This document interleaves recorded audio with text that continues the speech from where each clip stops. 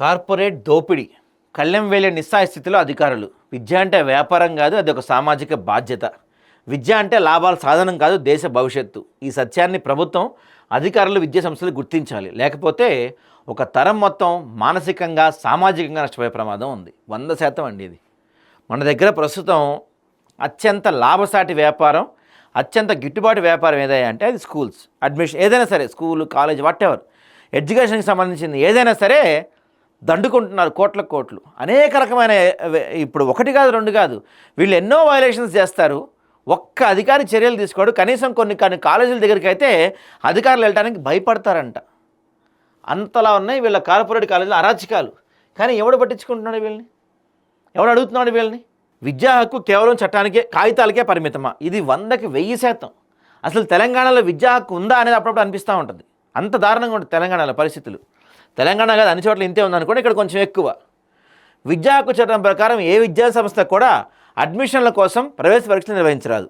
విద్యార్థుల నుంచి క్యాపిటేషన్ ఫీజు వసూలు చేయడం నేరం.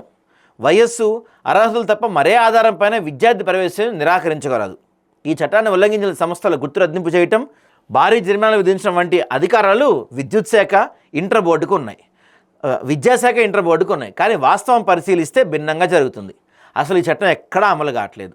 చట్టాలు అమలు చేయాల్సిన అధికారులే విషయం తమ దృష్టిలో జరిగి బకాయిస్తూ తప్పుకుంటారు. మనం ఏదన్నా జరుగుతుంది సార్, దీనిపైన చర్యలు తీసుకోండి అంటే మా పరిధిలోకి రాదని ఒకడు అంటాడు.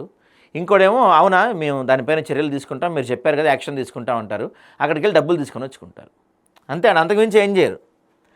శ్రీ చైతన్య, నారాయణ వంటి కార్పొరేట్ కాలేజీలు యథేచ్ఛగా ప్రవేశ పరీక్షల పేరుతో విద్యార్థులను వడపోస్తున్నాయి. మార్కుల ఆధారంగా బ్యాచ్లు, ఫీజుల తేడాలు, ప్రత్యేక కోచింగ్ పేరుతో అదనపు వసూళ్లు, ఇవన్నీ బహిరంగంగా జరుగుతున్నా చర్య తీసుకునే అధికారులు మాత్రం కనిపించటం లేదు. ఒక గురువు శిష్యుల మధ్య గౌరవం, అనుబంధం ఉండేది. ఇప్పుడు ఈ సంబంధం మాయమై కౌంటర్ కస్టమర్ సంబంధంగా మారింది. 100% నేను ఒకప్పుడు పాత రోజుల్లో టీచర్ మనకి రోడ్డు మీద కనపడితే, ఆ రోజుల్లో మనం సైకిల్ మీద వెళ్తున్నప్పుడు కూడా గబాలన రోడ్డు మీద టీచర్ కనపడితే వెంటనే కింద దిగి గుడ్ మార్నింగ్, గుడ్ ఆఫ్టర్నూన్ చెప్పేవాళ్ళు. ఈ మధ్యకాలంలో టీచర్ కనపడుతుంది, ఎవడు పట్టించుకోవట్లేదు స్టూడెంట్. ఎందుకంటే వాళ్ళ మధ్య ఒక బాండింగ్ లేదు.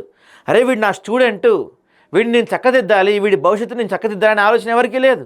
వాడు ఫీజు కట్టిండా లేదా, నేను పాఠాలు చెప్పినా లేదా, ఫీజు పైన ఇంకేమైనా ఎక్స్ట్రా వసూలు చేయొచ్చా, పుస్తకాల పేర్లతో, బూట్ల పేర్లతో, యూనిఫామ్ల పేర్లతో, ఇంకేదన్నా ఐఐటి, జేఈ, ట్రిపుల్ ఇలాంటి పేర్లతో ఏదో పేర్లు చెప్పి ఇంకేం వసూలు చేయొచ్చు. ఈ ఆలోచనలోనే ఉంది విద్యా వ్యవస్థ మొత్తం. అన్ని చోట్ల ఇంతే ఉందండి, ఎక్కడ మార్పు లేదు.